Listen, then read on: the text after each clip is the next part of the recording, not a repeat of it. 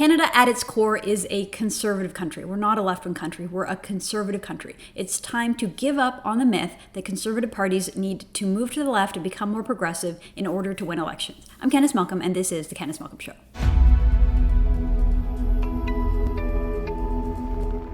Hi everyone, thank you so much for tuning into the show. If you are enjoying our content, if you like True North and the Candice Malcolm Show, don't forget to like this video, hit the subscribe button if you're watching on YouTube. Don't forget to hit the notification bell as well so that you always stay up to date with the latest from True North. It really helps us out. We really appreciate it. Now, if you've been watching the Candice Malcolm Show, you know that we have been doing deep dives into the election, into focusing and digging in on the question of why the Conservatives lost the last election and looking at the various reasons why. Today I want to continue on that path, and I want to confront a myth about Canada that I believe harms Conservatives, it harms the country, and it really prevents the Conservative Party and Conservative politicians from embracing the policies that matter to Canadians, the policies that matter to Conservatives. So the myth, of course, that I'm talking about is this idea that Canada is some kind of a left-wing bastion, that we're a left-wing country, that we're progressive, we champion left-wing ideals and values, a place where traditional Conservatives are few and far between,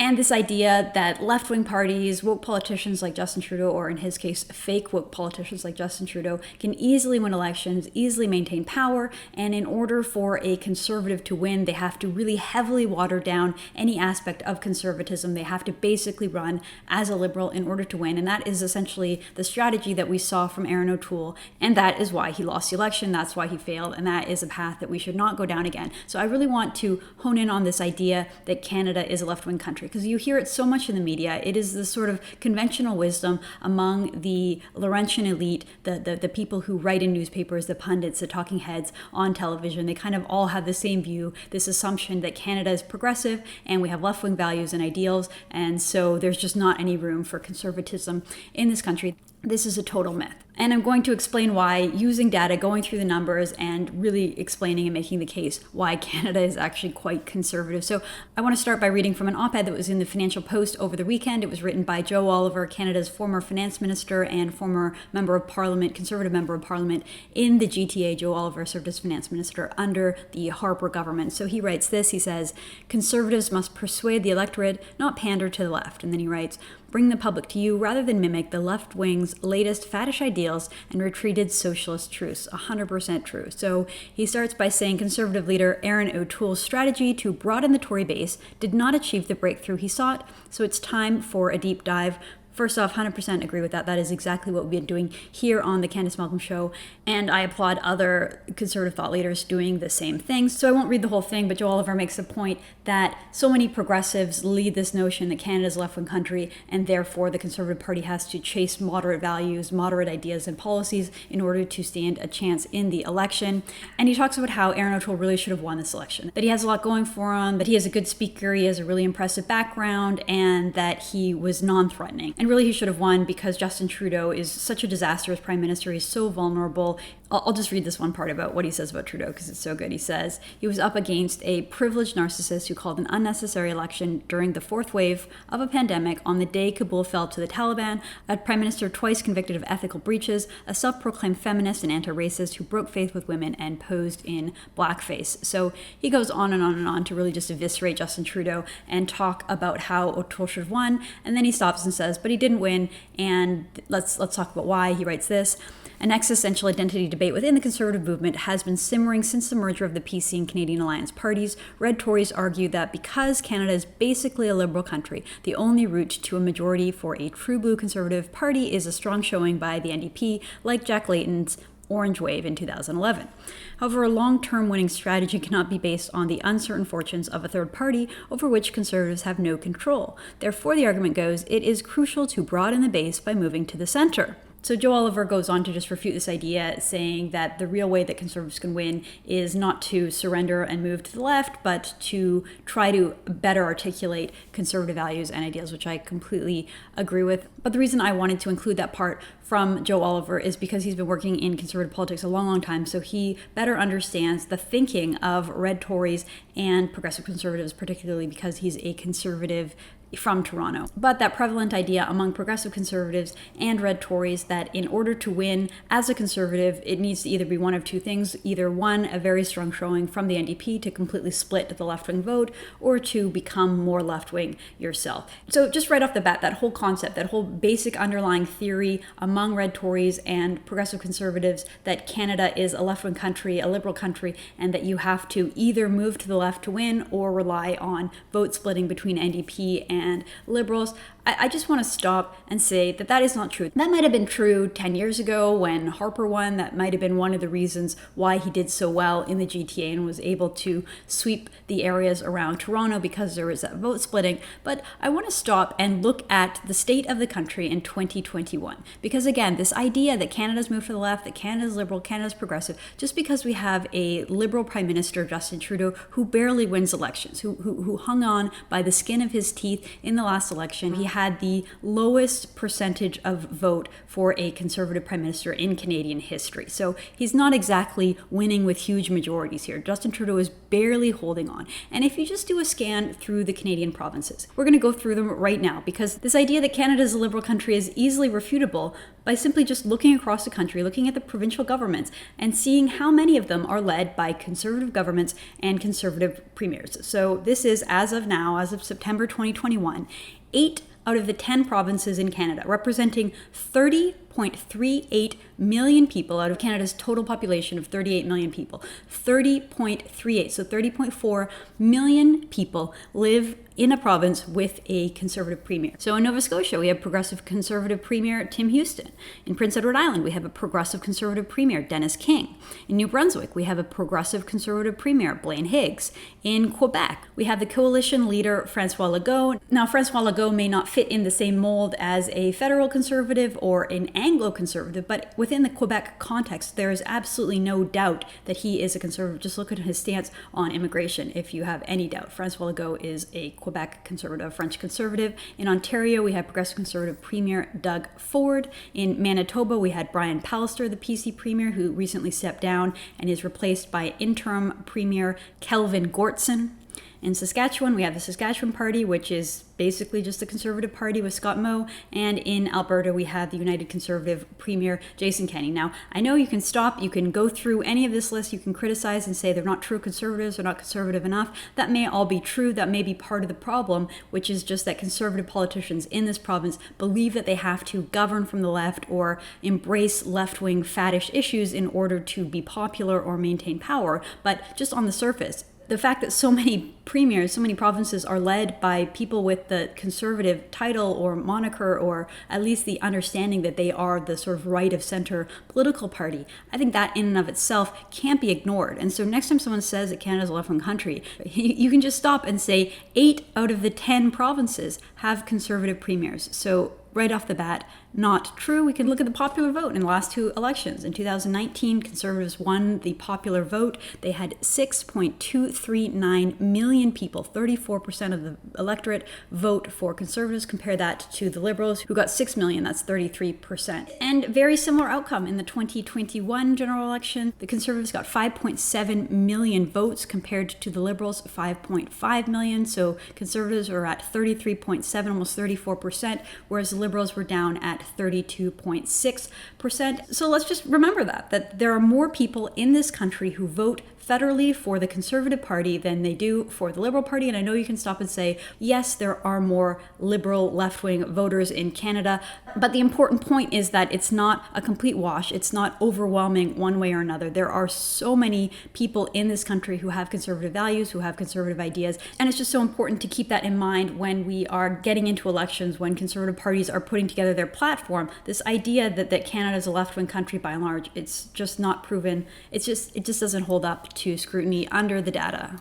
And so while it's true that there are more progressive voters in the country, just going from the basic assumption that all Liberal, NDP, and Green voters are on the left, That's something like 9 million people over there. But then if you add the Conservative plus the PPC party on the other side, you're getting close to about 7 million, plus another 1.3 with the Bloc, which again, it's not entirely clear whether they are left or right. It's sort of a coalition of both, so I won't include those in. But I'm saying that the numbers are close. They're not as lopsided as you would believe. They're not overwhelming evidence that Canada is a left-wing country. And I still think that there is a lot of opportunity and a lot of chance for growth for a Conservative Party if they just stopped with the whole idea that you need to water down conservatism to win, if they champion conservative values and ideas. And I want to continue on this theme by going into some public opinion polling and talking about conservative ideas and issues that are not really properly identified and articulated by conservatives. And if they were, it could be even more popular. So I'll start with this one. This was a True North exclusive. We commissioned a scientific poll in the middle of the pandemic last year, asking Canadians about immigration. We found that 76% of Canadians agreed with a total pause on immigration, a complete moratorium on immigration. So this is what it said. 3/4, 76% of Canadians polled by One, a research company based in Toronto, strongly agree or moderately agree with the statement, Canada should temporarily pause immigration until a vaccine is developed for the coronavirus and the unemployment rate drops to pre-coronavirus levels.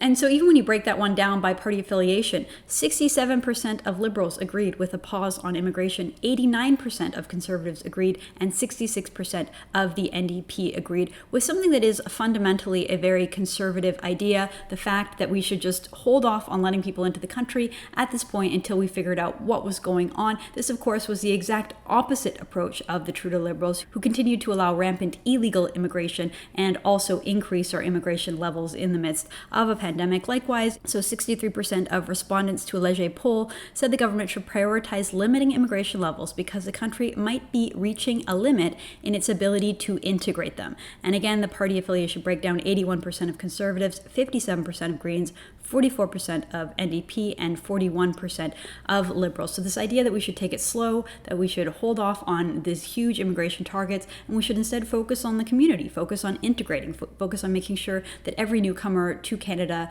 joins a Canadian family, feels settled, feels welcome, builds a community, and is really integrated into the country. This, again, is a fundamentally conservative idea that the Conservatives shy away from. You never see immigration as a main plank in a Conservative campaign platform because they're just so afraid of the negative press that comes along with it. And so they ignore the issue, even though it is something that, again, could bring voters from across the spectrum over to the Conservative side.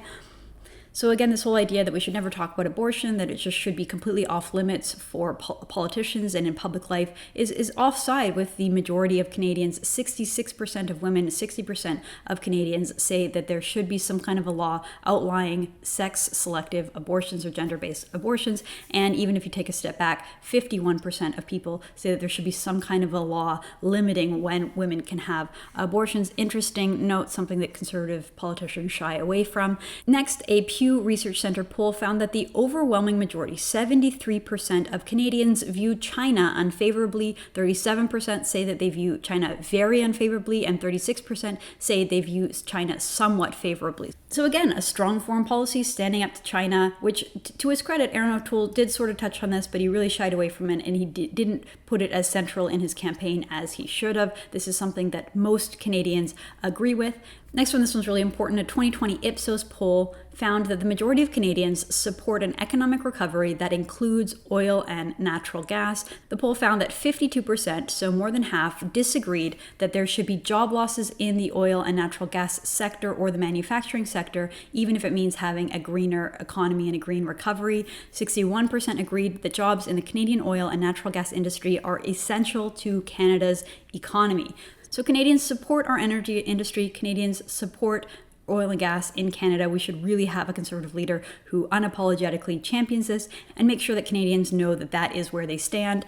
This next one came from Stats Canada, just released today, and it said that 63% of immigrant responders said that they felt very proud of Canada and specifically very proud of Canada's treatment towards all groups in society. Compare that with Canadian-born respondents, only 43% said that they were proud of Canada's treatments of all groups in society. So it even goes through the identity and the race of people who made this comment. So I don't like the idea of separating Canadians by race and pitting turning us against each other, but for the purpose of this survey, it is really interesting to see the disparity in opinions. So 44% of white Canadians said that they felt proud of Canada's treatment of all groups in society. Let's just go through the other groups so that you can see the gap. 51% of Koreans agreed, 53% of Black people, 57% of Chinese, 70% of South Asians, 72% of Arabs, 73% of Filipinos, and 77% of West Asians. I assume that means Middle Easterners. So really, if you're a new Canadian, if you're a minority, you're more proud of Canada, more proud of the way that we treat